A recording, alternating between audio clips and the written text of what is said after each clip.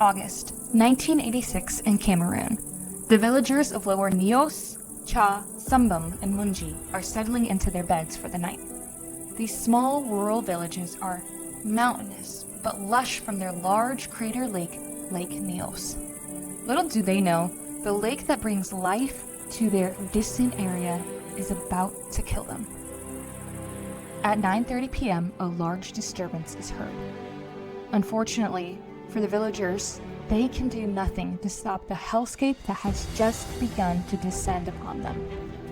A 328-foot blast has just gushed out of the middle of the lake. Immediately after that, an 82-foot wave is sent rushing towards the shore. Lake Nios is a crater lake sitting on top of an area with a large deposit of magma. The blast that just occurred, well, it was all trapped carbon dioxide. Those closest to the event would have lost consciousness in just a few breaths. They would be dead in under 15 minutes. Those farther from the eruption would live a bit longer, but in the end, most everyone would die. The cloud of carbon dioxide moved at roughly a speed of 20 miles per hour and was as big as a football field and a half. In total, roughly 2,000 people were killed that evening, along with 3,500 cattle. The next morning, when the few survivors awoke, they had to scramble from their village to avoid the poisonous gas still lurking in the air. Among the piles of death, Lake Nios shimmered a blood-red color. Except this wasn't the blood of its victims. The red showed up all on its own. Had the angel of death visited the Cameroon people the night before?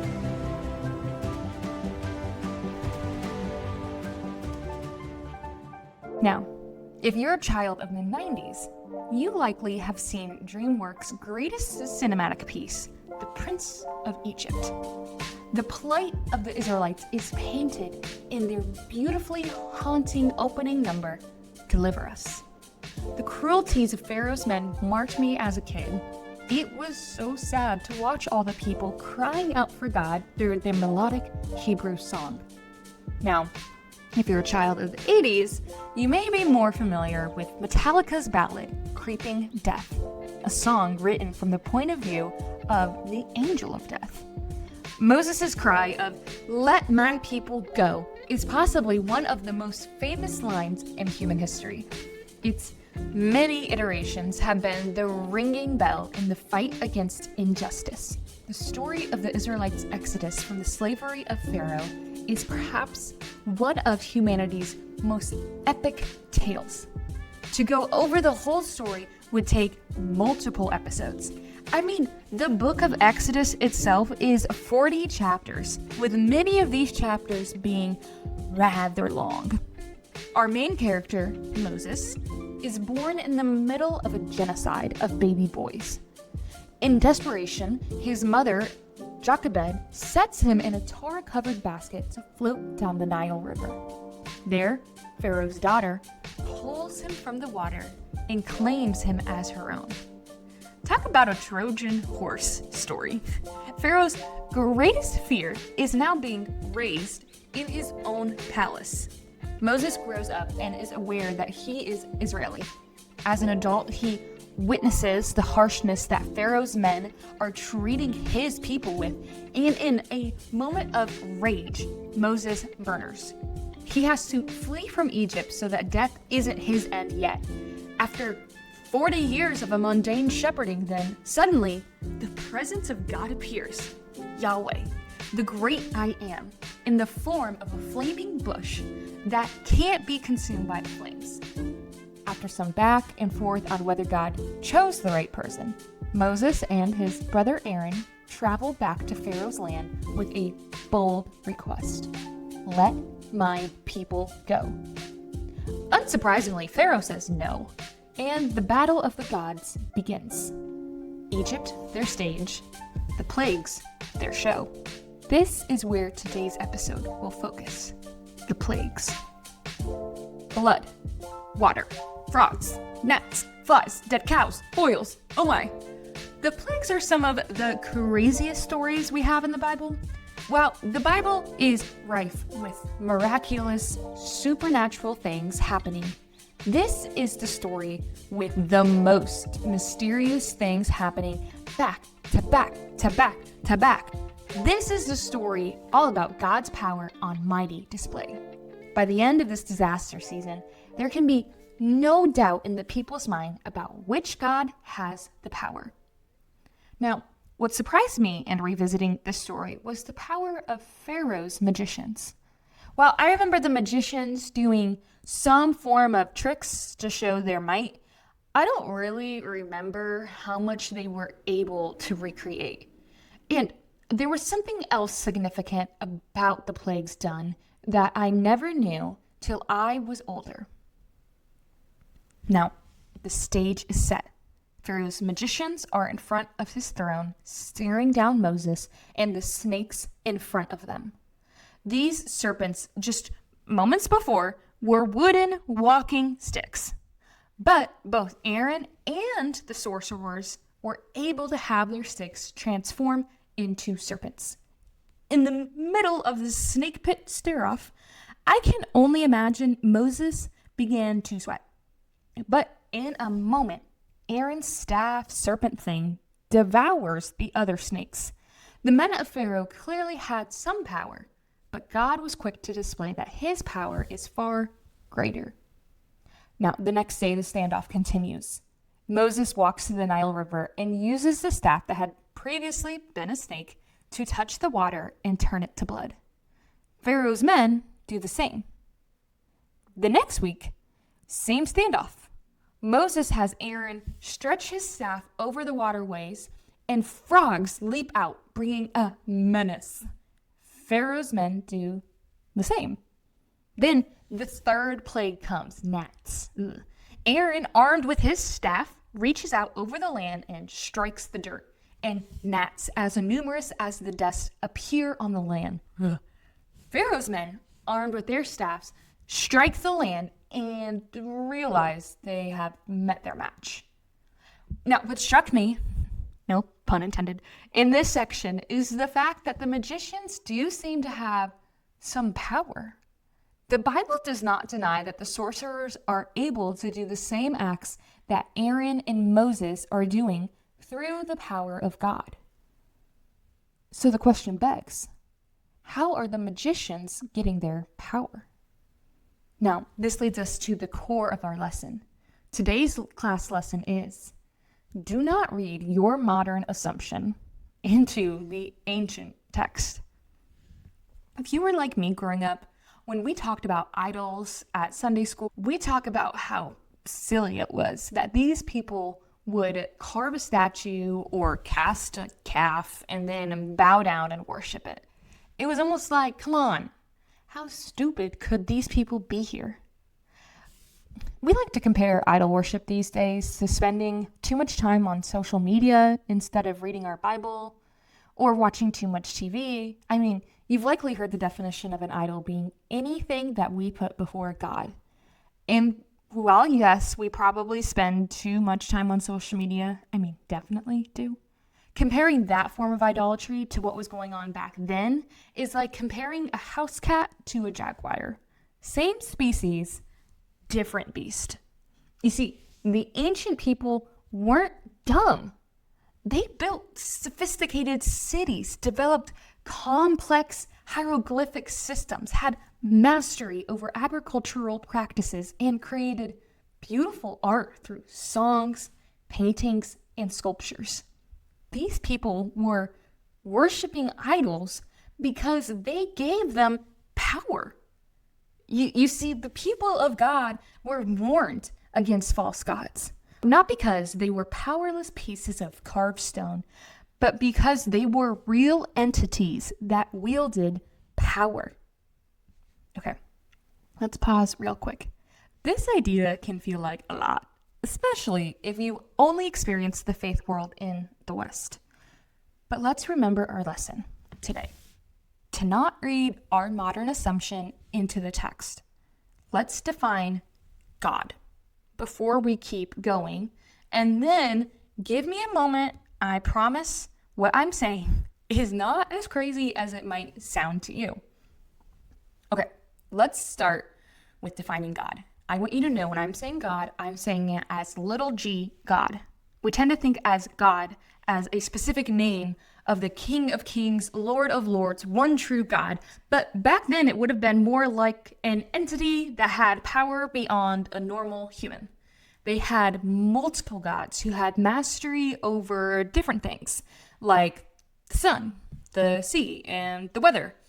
This comes from their view of the creation story that we talked about in episode 1, all about how the world started from multiple gods warring against each other, and humans were made out of that war, of the battle of many gods. There was lots of chaos, and basically we are here to serve their every whim and fancy. Humans were not the creation of a loving God, but instead simply the byproduct of war.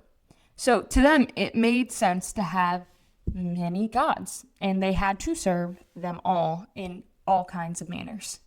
So how did these little g gods get their power? Well, I don't think the carved stone or wooden item had any power in itself. Instead, the supernatural battle that we are warned about in Ephesians 6 is at play. I believe the spirits of the fallen angels or demons or dark entities or whatever you want to label them were posing as these gods in order to steal worship from the big G true God. Multiple times throughout the scriptures, we are given insights into the unseen battle that is and has been playing out on earth. For instance, in Daniel 10, Daniel has been praying after being given a revelation that a big conflict was coming. It was so bad that what he saw, he immediately went into mourning and fasting and praying for God to spare his people. We are told that after 21 days of this, an angel appears to Daniel and tells him that God heard his prayer on day 1, and the angel left to bring comfort to Daniel right away. But this next part is where things get interesting. The angel says he was held up from coming by the prince of Persia for the last 21 days. It wasn't until Prince Michael, who we know to be the warrior archangel, comes to the other angel's aid to battle the prince of Persia that the angel was able to make it to Daniel. The angel comforts Daniel and then warns that the prince of Greece will be after him next. An absolutely wild story, right? I mean, I had really never heard that one before, but it gives us a quick glimpse into the spiritual beings, that there are those on the Lord's side and those on darkness's side, and they are in constant battle with one another. I mean, this all makes sense to remember that the fall of Adam and Eve was not the first fall. The first fall was led by Lucifer against the authority of God. When we remember that these fallen angels exist, we can only conclude that they are still fighting against the light today. Now, we can take comfort because we know that after Jesus' death and resurrection, these entities are functioning on a leash. They are not at full power, but they were at work in the time of the ancient Egyptians, and they are still at work today. If you're still having a hard time to wrap your mind around this idea of the gods having some power, let's move to a modern day example. All over the world in developing countries, people will go to witch doctors to get healing from their sickness. It's often because they don't have access to the proper level of healthcare they need, or they've been to a traditional doctor and it just hasn't worked yet. So they will save up their money and go to the witch doctor. These people aren't using what little money they have to go to someone who doesn't get results. No, they go to the witch doctor because they have seen it work before for their neighbors, friends, and family. And sure, you could say that a lot of them are con men using herbs that may naturally give some benefits, but there are many witch doctors today that get results because they are using occult practices, just like Pharaoh's magicians were doing back then. Every single time the magicians were able to mimic an act of God, like turning their staff into a snake, they did so through the power of the occult, the dark magic. Don't be fooled though. Getting me a result of a miracle from God is not the same at all as getting it from something from the occult. The enemy is here to steal, kill, and destroy us. And anytime darkness's power is used for us, it is because they intend to take more than they gave. This is why the Bible warns us so heavily against participating in anything that has to do with the occult. Psychics, mediums, star reading, spell casting, all of that comes with strings attached. Please hear that. All of that comes with strings attached that want to bring death into your life. That is why we are told to test the spirits, because there are multiple spiritual beings out there that will try and take our worship and our focus from God, all with the promise that they have to give us is life, when really we know it's death and torment hiding in a shepherd's outfit. Okay, woo, that's a lot. But the bottom line here is, in case you got lost, the gods of Egypt were real to the extent that dark entities could give the people of Egypt limited power, and that is why they worshipped them. But this whole standoff between Moses and Pharaoh, who, by the way, the people would have viewed as a type of god back then. I mean, think what power he had compared to the normal person. He was viewed as this intermediary between the gods and people. This standoff is not just Egyptian versus Israelites. It is a battle between the little g gods and the big G, one true God. He is about to show everyone and everything that he is the Lord of Lords and King of Kings. And he does this through the plagues. It wasn't until I was older that I learned each and every plague was very strategic.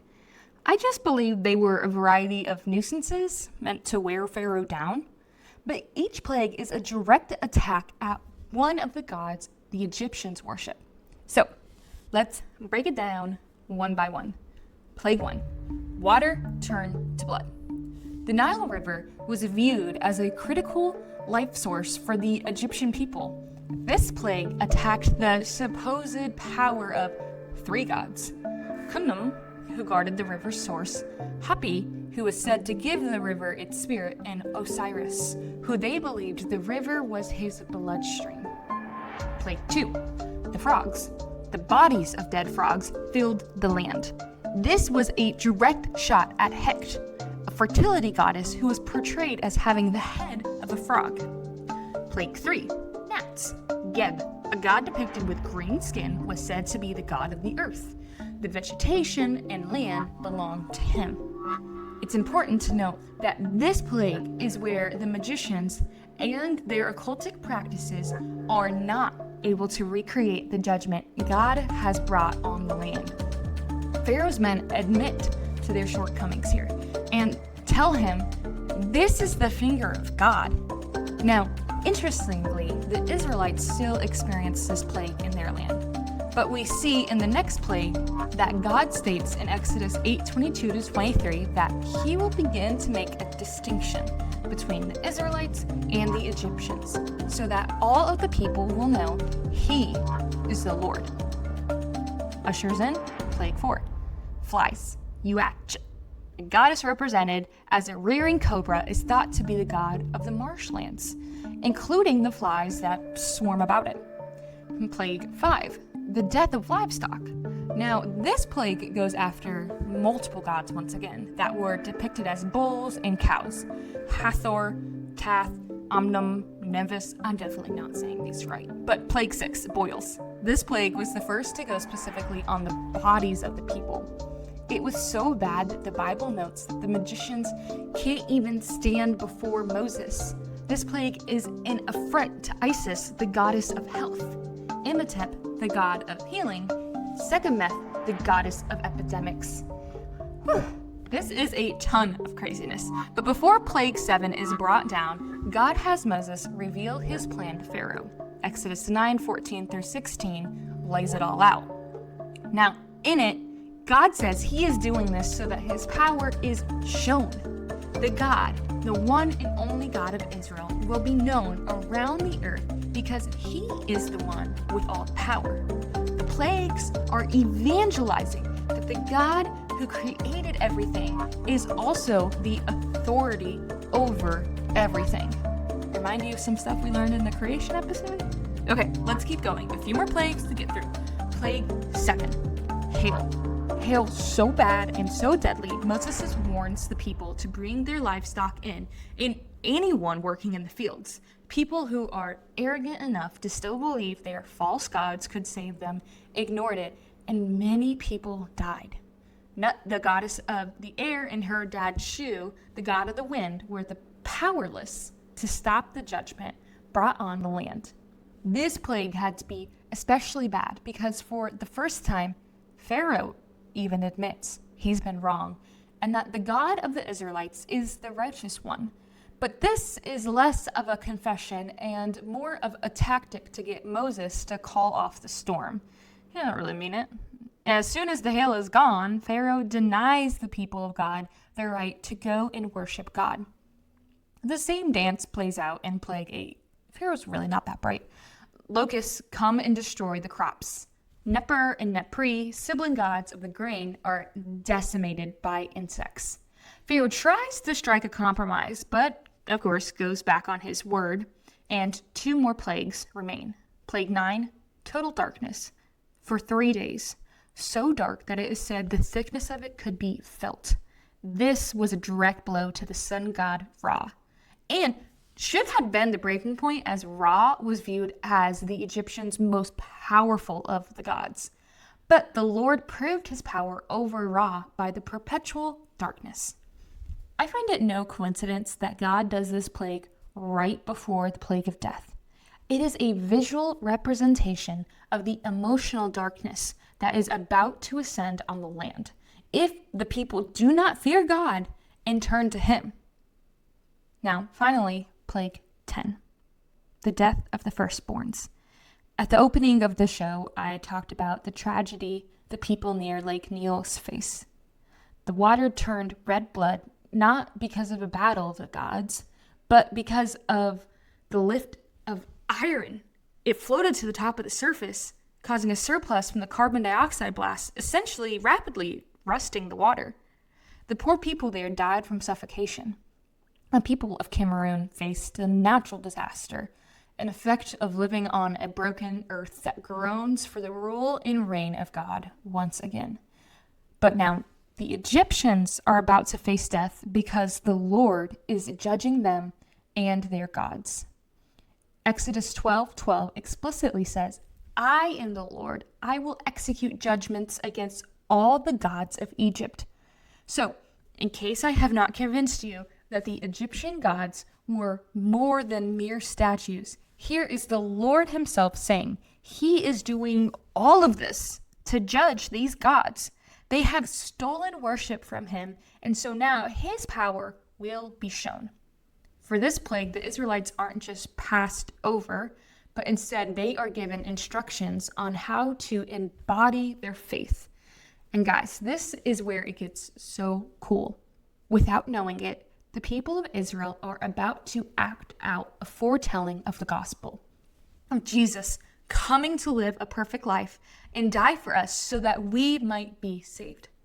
The Israelites feast how the disciples and Jesus will. Then they slaughter an unblemished lamb. Finally, they spread the blood on its doorframe so that the angel of death sees the lamb's sacrifice and passes over them.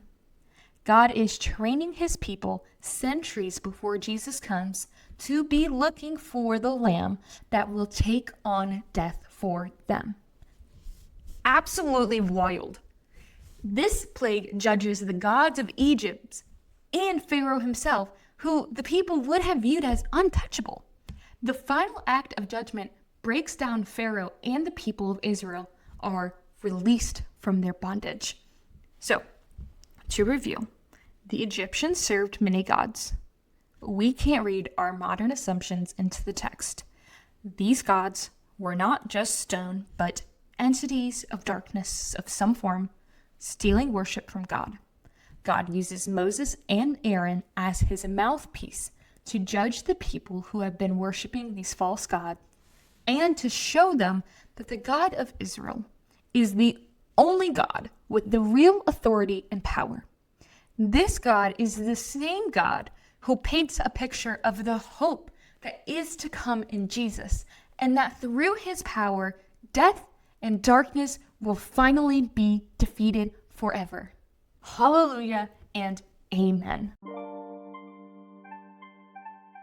Well, guys, I hope you learned something new about the story of the plagues, Moses, and the exodus of the Israelites.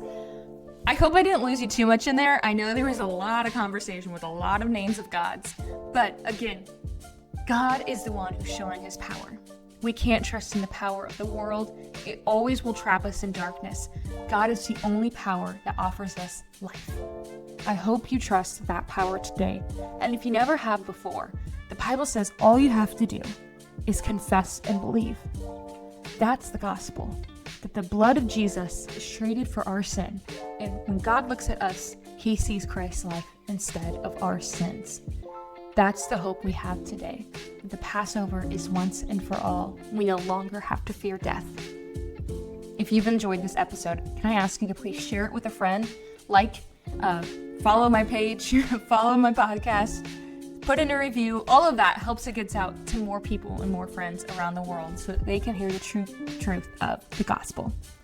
As always, you can find me on Instagram at Grace Carney. That's at Grace, Kearney. Or if you want to find out more about me, what I do, and how to book me out for an event, that's all over on my website, www.gracecarneyspeaks.com. To my students, I love you all. Catch you next time.